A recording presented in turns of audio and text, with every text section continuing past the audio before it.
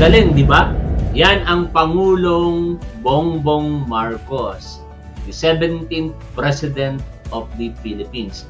BBM! Gusto niyo bang sumigaw kami ulit ng BBM? Dahil kayo, Attorney Glenchong at Maharlika, patuloy na naninira sa pagkakapanalo sa isang malinis at maayos na halalan na idinaos noong May 9, 2022 elections. Huwag nyo nang guluhin ang isipan ng tao sa inyong mga mapanlinlang na mga pananalita sa social media. Po ay nakita po ninyo, ito po lahat ay kaya't namin na pamimigay ay dahil alam nyo po, ang inuuna ko sa lahat ng ginagawa ng gobyerno, ang inuuna ko talaga ay ang agrikultura. Kaya't pagpatuloy natin na may sapat tayo na pagkain para sa buong Pilipinas at bukod pa doon ay kailangan ay kayang bilhin at hindi masyadong mahal, kayang bilhin ng ating mga kababayan. Kaya pinapaganda natin ang sektor ng agrikultura. Pinapaganda natin ang ating produksyon, pinapaganda natin ang cost of production, tinutulungan natin ang mga magsasaka upang pagandahin ang kanilang ani. Ngunit hindi lamang yan ang kailangan gawin para maging maganda ang presyo ng bigas. At kasama na diyan ay kailangan natin higpitan ang pagbantay sa mga illegal na imported o smuggled na bigas. Kasi po, ang nangyayari po, itong mga smuggled na bigas, yung may-ari niyan, hindi po nila ipagbibili yan. Mag-aantay yan, iipitin nila yung supply hanggang tumaas ang presyo. Yun yung nakikita natin, kaya nagtaasan ang presyo ng bigas dahil yan ang kanilang ginagawa.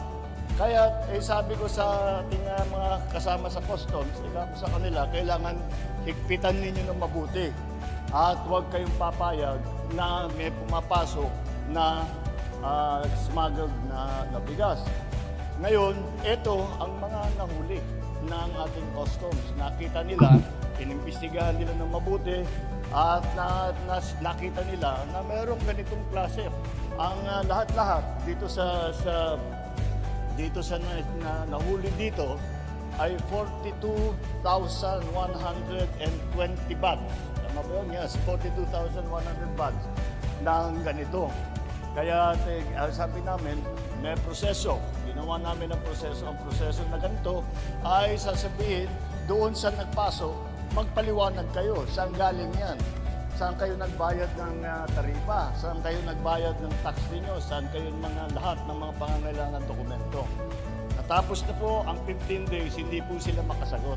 Kaya kinuha na ng gobyerno, kinuha na ng customs at ginawang donation sa DSWD at gagawing donation ng DSWD at ng gobyerno sa inyo. Ito po, meron pong dahil nandito tayo sa NFA, itong napag-usapan na the mayor mentioned na meron tayong ginawang price cap dahil masyadong mabilis ang pagtaas ng presyo ng bigas, sabi namin hindi na kaya ng tao.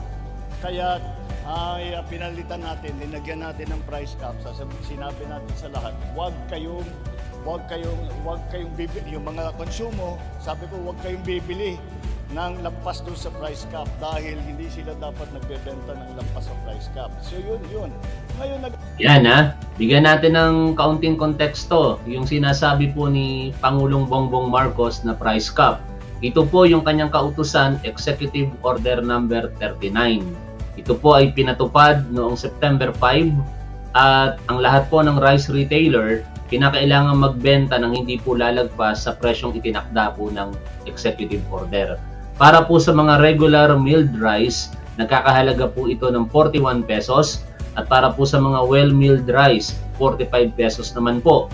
Ano po ang naging epekto nito? Na-stabilize po ang presyo ng bigas sa kasalukuyan. Higit sa lahat, yung pandaigdigang halaga po ng importation ng bigas bumaba po dahil po sa ginawa at desisyon na yan ng ating Pangulong Bongbong Marcos. Higit sa lahat, ulitin ko, yung mga smuggler, hoarder, nagka-problema sila kasi hindi nila mailabas ngayon yung bigas Kaya naman malulugi sila pagka inilabas nila at mapaghahalataan sila. Kaya naman ito ngayon ay nagtatakda, ay nagbibigay ng pagkakataon sa ating gobyerno na maisa-isa yung mga warehouses at nagdulot na nga po iyan ng pagkakahuli at pagkakakumpiska sa mga ilang bigas na nakatago po sa mga warehouses na yan. Ito po yung ipinamigay kahapon ng ating Pangulong Bongbong Marcos. Ituloy po natin ang pakikinig sa ating mahal na Pangulong Bongbong Marcos. Kaalala ang mga magsasaka. Paano naman kami?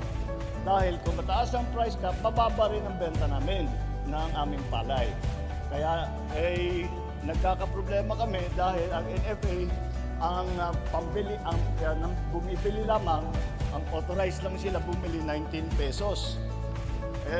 Sabi ko, nung nakikita ko, sabi ko, baka mahirapan ng kumita yung mga magsasaka. Kaya kahapon lamang ay pinalitan natin at ginawa natin ang pagbili ng NFA 16 pesos to 19 pesos para sa wet na palay at 19 pesos hanggang 24 para sa dry na palay. Magandang balita iyan para sa ating mga magsasaka. Sigurado ngayon ang kanilang magiging kita. Biruin ninyo, nakatakda na yung presyo ng pagbili sa kanila. Hindi na sila mababarat nito pong mga profiteer na traders, yung mga naghahangad lagi na sila lamang ang kumita at the expense ng mga magsasaka at kasama na rin po ang mga consumer. Napakagaling talaga ni Pangulong Bongbong Marcos, mga tol. Tuloy po natin ang pakikinig sa kanya. Kaya tataasan natin ng pambili para sa mga farmer. Yun ang aming talaga naman tayo nakikita natin. Hindi lang po kasi dito sa Pilipinas yan. Ang nangyayari, nag-aabang ang mga iba't ibang bansa sa Asia sa darating na El Nino sa susunod na ilang buwan. Kaya nakikita na namin na pagdating ng El Nino, doon nagtagtuyot, hindi maganda masyado ang magiging ani dahil hindi umuulan ng sapat. Kaya lahat ng mga iba't ibang bansa sa Asia ay tinitiyak na meron silang reserve, meron silang buffer stock. At kaya naghahablan, kaya nagtaasan ng presyo dahil lahat, ang Indonesia bumibili, ang China bumibili, tayo bumibili, Thailand bumibili, Singapore, lahat bumibili. Kaya sabay-sabay silang bumibili, sabay-sabay sumasabay din ang pag-akyat ng bigas. Kaya kailangan natin lagyan nga ng price cap. Kaya yan po ang ating ginagawa. Yan ay lagi natin tinitignan na hindi lamang dahil lagi natin napapag-usapan dapat pagandahin ang production ng mga magsasaka. At lagi kong pinapaalala sa lahat ng mga kasamahan ko, hindi lamang na kailangan na may sapat na pagkain, ay kailangan may presyo na kayang bilhin ng taong bayan, unang-una. Pangalawa, na may magandang hanap buhay naman ang mga magsasaka. Kaya diyan ang tinitiyak natin at titignan po natin sa habang tumatakbo ang panahon, titignan po natin na paano na ang magiging mga pangangailangan ng ating mga kababayan para naman ay hindi natin masasabi na ginutom na ang mga Pilipino dahil hindi sapat ang bigas. Nandito po, nakikita po ninyo. Ito yung mga nahuli. Ito po yung mga iba na kakabili lang ng NFA. Itong season na ito. Kaya makikita ninyo, pupunuin nila itong warehouse. Dagdagan natin, gagawin natin mas malaki ang buffer stock para medyo hindi na natin dapat makita ang biglang pagtaas ng mga presyo. Yun, good job Mr. President. Ngayon po ay September 20, 2023 at yung napanood po nating video at pamamahagi po ng ating mahal na Pangulong Ferdinand R. Marcos Jr. Nangyari po yan kahapon sa Zamboanga Peninsula. Napakagaling talaga ng diskarte ng ating Pangulo. Kaya kayong mga smuggler, hoarder, magbilang na po kayo ng inyong mga oras sapagkat malapit na kayong kalusin ng kasalukuyang gobyerno. Bakit po ba namahagi ng bigas ang Pangulong Bongbong Marcos kahapon? Ito po ay dulot ng instructions ng ating Pangulo na paigtingin ang laban po sa smuggling at hoarding. Kaya ang ginawa po ng ating Bureau of Customs, sila po ay nag-inspeksyon sa mga warehouses at natagpuan po nila ang mga bigas na ito na wala pong kaukulang permiso o pahintulot at lumabag po ang mga ito sa itinatakda po ng ating batas. Eventually, ipoprosecute po sila, pinag-aaralan na po yan ng Department of Justice, pero ito pong mga bigas ay syempre konpiskado na ng ating gobyerno, kaya naman ito po ay ipinamahagi na kahapon sa ating mga kababayang mahihirap. Ngayon, prior to that, may mga balita po tayong babasahin sa mga nakalipas na araw. Ito po ay may kaugnayan dito sa ating pinag-uusapan. Nung nakaraang araw, nagbalita po ang Daily Tribune. BBM decision to distribute confiscated rice to poor families, best deterrent versus smuggling. Alam naman po natin na kapag tiyak ang pagkakahuli sa mga smuggler at hoarder, tingin ko mababawas-bawasan yung mga ginagawa po nilang pagmamalabis at mga ganit na intensyon sa ating mga kababayang Pilipino para lamang kumita ng pera. Basahin ko po ang balita. A lawmaker on Tuesday said that President Ferdinand Marcos Jr.'s decision to distribute the confiscated, smuggled, and hoarded rice to poor families is the best deterrent against smuggling.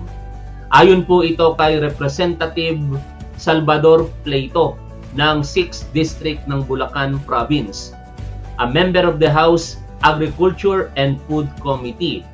Siya po ay natutuwa sa naging desisyon ng ating mahal na Pangulo na ang mga nakumpiskang bigas ay ipamahagi, syempre, at ito po ay malaking kawalan, syempre, dito po sa mga smuggler. The latest action by the President took effect in Tungawan, Zamboanga, Sibugay, where confiscated rice was distributed to the residents and the local government units in the province.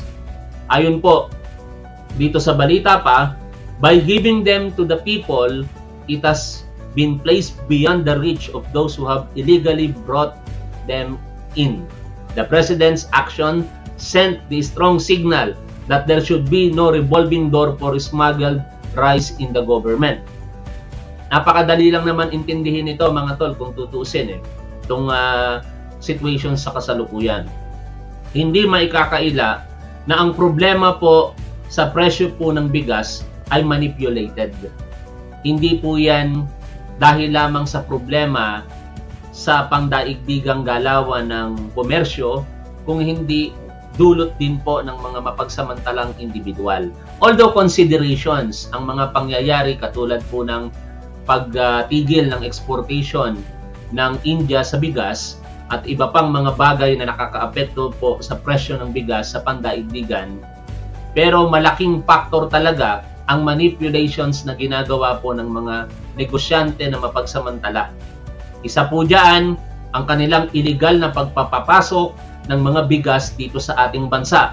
Ang tawag po doon is smuggling. Kapag ang mga produkto, in particular bigas, ito po ay hindi dinaan sa tamang proseso, meaning hindi po dumaan sa tamang pagbabayad ng buwis at mga regulasyon na itinatakda po ng ating batas, yan po ay ipinagbabawal. At maaaring i-prosecute po ang mga nabanggit na individual, kung hindi ako nagkakamali sa pagkakatanda ko, an Agricultural Smuggling Law of 2016, 10845. I hope tama yung pagkakaalala ko. Nabanggit ko pa, dapat pala di ko na binanggit. Sige nga, Republic Act 10845. Yan, tama. Republic Act 10845, otherwise known as the Anti-Agricultural Smuggling Act of 2016. Ipo-prosecute po sila dito ng ating gobyerno. Aantabayanan po natin yan sa mga susunod na panahon at sana ilabas po ng ating gobyerno ang mga pangalan na yan kinalaunan nang sa ganon maging babala po ito sa mga mapagsamantalang tao at pinapahirapan po ang mga kababayan po nating Pilipino. Kasi ito, napaka-grabe ang mga pangyayari na yan. Biruin ninyo, ang pinapatay nila sa kahirapan, tayong mga consumer. Pinapatay din nila ang hanap buhay ng ating mga magsasaka. Ang gagawin nila, magtatago sila doon sa batas, yung Rice Tarification Law, mag-i-import sila, sasabayan pa nila ng mga pamamaraang illegal katulad ng smuggling, at pagdating po sa Pilipinas, instead na ibenta po nila yung mga imported na bigas na yan, agad-agaran, itatago pa nila ito. Ang nais ay simple lamang, basic lamang iyon. Yung paniniwala na kapag kulang ang supply at mataas ang demand, tataas po ang presyo ng bigas. Kapag tumaas na ang presyo ng bigas, ang gagawin po nila, saka po nila ito ilalabas sa merkado at kawawa po tayong mga mamimili dahil mahal na po ang pagkakabili po natin sa bigas. Samantala sila, nabili lamang nila ito sa ganung halaga, doble-doble ang nagiging kita po nila. Pinakamasaklap din na katotohanan diyan, naapektuhan din po ng importasyon ang ating mga magsasaka. Kasi bakit? Siyempre, kapag dumagsa ang imported rice, masasabay pa ito sa kanilang pag-aani. Hopefully, magbago na po yan sa mga darating na panahon.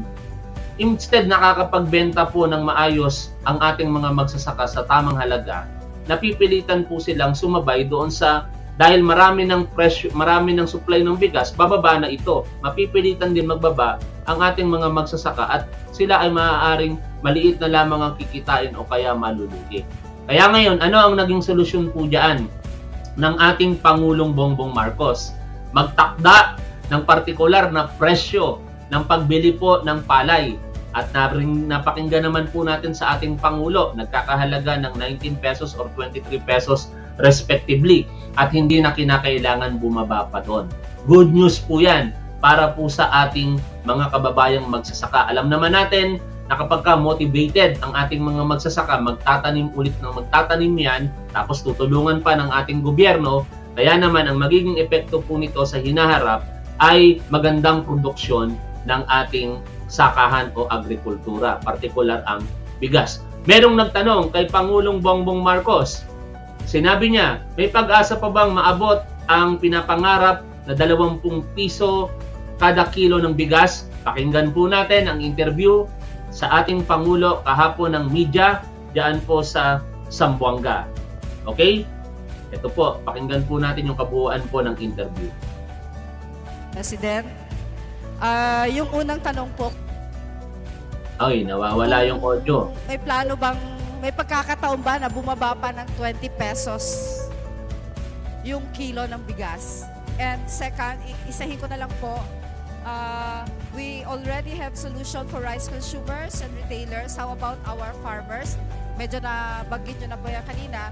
And how are we going to help them and solve our scarcity of rice production in the country? Yun lang. Hindi may plano, may chance bang bumaba ng 20 pesos? May chance bang bumaba sa halagang hindi tayo masyadong bagyuin at yung mga tulong na binibigay natin sa mga farmer ay magamit na nila. Ang problema kasi at maraming nangyayari sa labas ng Pilipinas na kailangan natin mag-adjust kaya't nagkakaganyan. Ngunit kapag talaga nagawa natin ang cost of production, binaba natin, ay bababa rin ang presyo ng bigas. Bababa rin dahil mas mataas ang ani kahit na napaka mabait talaga ni Pangulong Bongbong Marcos, ano? Sana sa susunod na pagkakataon, yung technical team ng ating gobyerno, partikular kapag nagsasalita ang Pangulo, maayos po ang sound system. Ano? Pag sa ibang Pangulo nangyari yan, baka mamura kayo. Joke lang. Tuloy po natin ito, mga tol. Pwede nating ipagpantay ang presyo mula para sa magsasaka. Meron tayong buying price na maganda na kumikita naman sila. Sa kasalukuyan, yan ang aming ginawa. Sa NFA Council kahapon ay inayos namin at pinalitan namin ang buying price ng palay.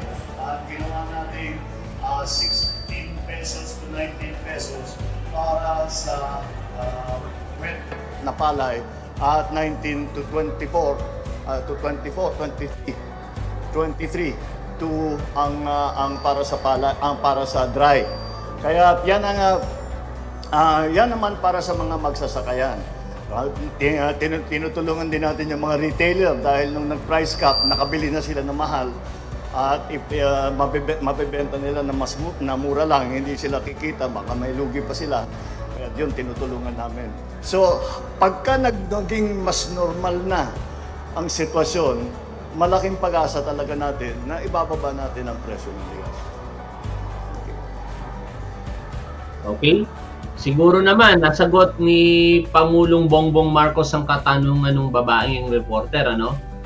Pagka nagawa ang mga bagay na yan, may pag-asa na maibaba. Yan po ay hindi pangako, yan po ay pinapangarap. At sana kayong mga Pilipino na tumutulig sa ating Pangulo, pangarapin ninyo na bumaba sa 20 piso, baligtad kasi ang iniisip ninyo eh. Ayaw ninyo sa totoo lamang na bumaba sa 20 piso ang halaga po ng bigas kasi galit kayo kay Pangulong Bongbong Marcos. Pag nangyari kasi na bumaba sa 20 piso ang kada kilo ng bigas, mas magiging maganda ang pagtanggap nito ng taong bayan at ayaw ninyong mangyari yon dahil dadami ng gusto lalo ang sumusuporta at nagmamahal sa ating Pangulo. Tuloy po natin ang pakikinig dito po sa interview ng media kay Pangulo.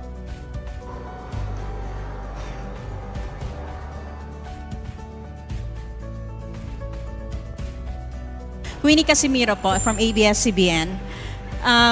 The coast of Zamboanga Peninsula is rich in marine resources, sir. How will your administration support the agro-fishery industry in the region? Well, we have always been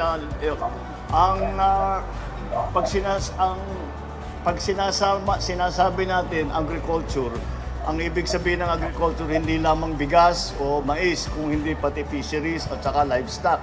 Kaya kasama sa ating development plan ang mga fisheries. Dahil na bumaba ang ating dalawang bagay, bumaba ang ating nahuhuli ng ating mangingisda dahil hindi na nasira na yung mga ibang kung saan pinalalaki mga isda. Kaya yun ang ating... Singit lang natin ha. Yung sinasabi ni Pangulong Bongbong Marcos, naku, napaka-latest po niyan sa West Philippine Sea. Ito pong hindi pa naman sigurado pero circumstantial evidence na ang nagsasabi na presensya ng Chinese fishing vessel ang nandoon bago masira yung nasa Sorul.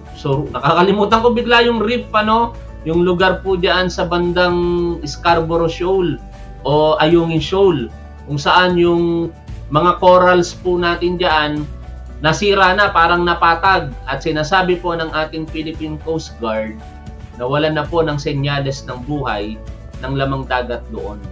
Ano ang magiging epekto nito sa food security? Wala nang mahuhuli ang ating mga mangingisda doon sa particular area na yon. Kaya totoo ang sinasabi po dito ni Pangulo. At siyempre marami pang mga factors na dahilan kung bakit bumababa ang produksyon ng agrikultura, particular diyan po sa lamang dagat. Tuloy po natin ang pakikinig kay Pangulong Bongbong Marcos. Yun ang ating binabalikan at aayusin at papantayan. Kasi kung minsan kailangan huwag uubusin yung isda para sa next season meron pa. Kaya yun ang mga tinitignan natin ngayon. At may mga lugar na hindi dapat gawing palaisdaan dahil ito nga ay para sa breeding, para dumami ang population ng mga isda. Kaya yun ang mga ating pinaplanong. Bukod pa doon ay yung sa cold storage na ating ginagawa. Dahil ang spoilage natin ngayon ay hanggang 30% ang nasisira doon sa isdang nahuli natin. Dahil walang nabubulok, walang cold storage. Kaya nagtatayo tayo ng cold storage. Doon naman sa mga malaliit na bagsakan ay magbibigay tayo ng gawaan ng yelo. Para yung yelo na yan, yun ang ilalagay nila sa bangka para pag may nahuli sila, ilalagay doon sa yelo, hindi masisira yung isda. Sana madinig nyo yan mga basher ha. Kumikilos ang gobyerno. Sa lahat ng sektor ng lipunan, nakapokus po ang ating gobyerno. Pero dito sa topic natin, agrikultura. Marami pong kaparaan ang ginagawa ang ating Pangulo at bilang concurrent secretary na rin ng Department of Agriculture para tugunan ang problema pong kinakaharap ng ating bansa. Kayo lang naman mga basher, mga anti-Marcos ang nagbubulag-bulagan sa magandang ginagawa po ni Pangulong Bongbong Marcos. Hindi nyo kasi matanggap na yung ibinoto ng 31 milyong Pilipino, maayos magtrabaho, competent, knowledgeable, higit sa lahat, merong malasakit sa bansa at sa sambayan ng Pilipino. Tapos, ang isusunod natin after that ay yung processing na. Para doon lang sa isang lugar ang magiging processing. Yun ang ating mga pinaplano para sa fisheries. Okay, patuloy lang. Isa rin po sa Zamboanga City sa napipinsala sa mga disaster. Ano po yung tulong na maibibigay po ng national government? Unfortunately, hindi lang Zamboanga, buong Pilipinas talaga. Tama. Dahil nagbago ang weather. Yun yung Napakagaling ni Pangulong Bongbong Marcos kasi recognize niya ang problema sa climate change, no? Isa 'yan sa pinagtutuunan ng kasalukuyang Pangulo ng Pilipinas, ang problema sa climate change. At ilan sa mga negatibong epekto nga po nito, wala na po tayong katiyakan kung kailan po ang tag-ulan, kailan ang tag-araw. Kaya kinokonsidera po yan. Sinasabi ng ating Pangulo sa mga eksperto po sa ating gobyerno, pag-aralan ninyo yung tamang mga panahon, tamang pagkakataon kung kailan po ilalagak ang mga proyekto ng ating gobyerno, ang mga tulong na nailalaan para sa ating mga sektor ng lipunan. Like for example, sa mga magsasaka, dati-rati sa ganitong panahon, nakakapag-ani na sila ng maayos. Pero may mga pangyayari sa iba't ibang lugar ng bansa, instead na makapag-ani ang ating mga kababayang Pilipino na mga magsasaka, nasa lantana ng bagyo ang kanilang mga sinasaka. Bakit nangyari yon? Dahil sa pagbabago po ng panahon. Dati walang bagyo sa ganoong araw o ganoong panahon, pero nagkaroon ng partikular na bagyo. Higit sa lahat, yung paglaganap o magiging madalas ng tinatawag na El Nino. Actually mga tol, technically nasa El Nino phenomenon na po tayo ayon po sa ating eksperto. Ito pong mga nangyayaring pag-ulan at iba pang mga pagdating ng mga bagyo ay hindi po normal.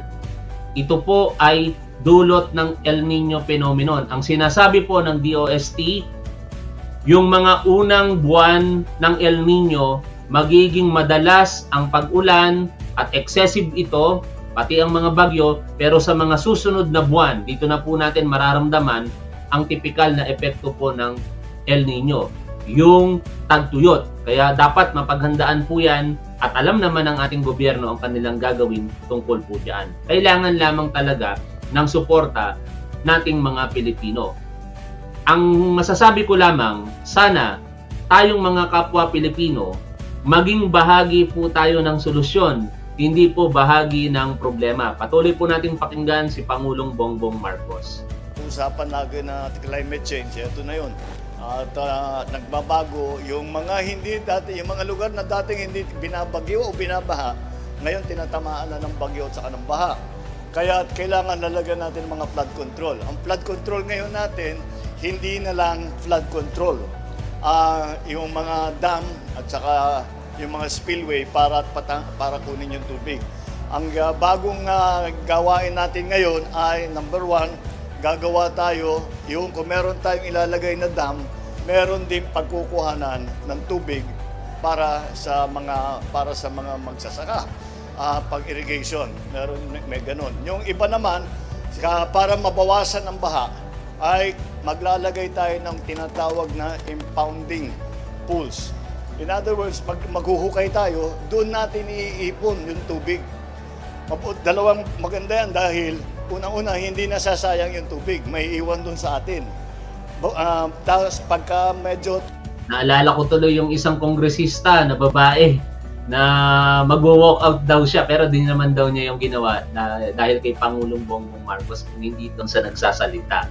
Pero syempre, nandun sa harapan ang Pangulo, dapat nirespeto niya yung presensya ng Pangulo. Kasi ang balak po doon, nais ng eksperto at sinang-ayunan na po yan ng ating Pangulo, katulad po ng binabanggit niya ngayon, na magtayo po ng water impounding area sa Candaba area doon po sa Pampanga.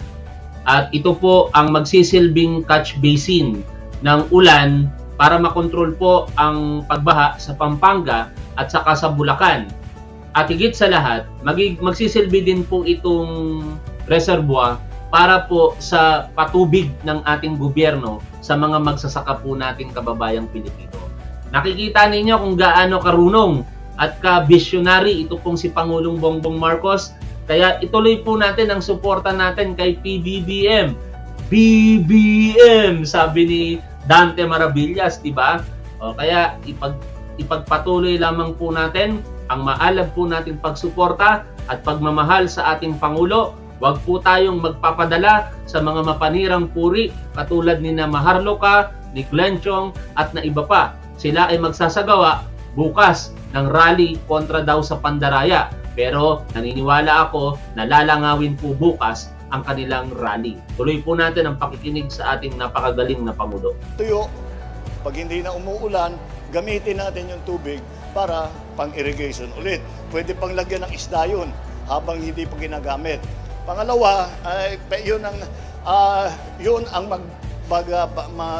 mag-iipon ng tubig para hindi na bababa doon sa mga bayan, kung sa tabi ng dagat. Hindi natin tinatapon yung tubig, gagamitin natin at mababawasan natin ang mga baha.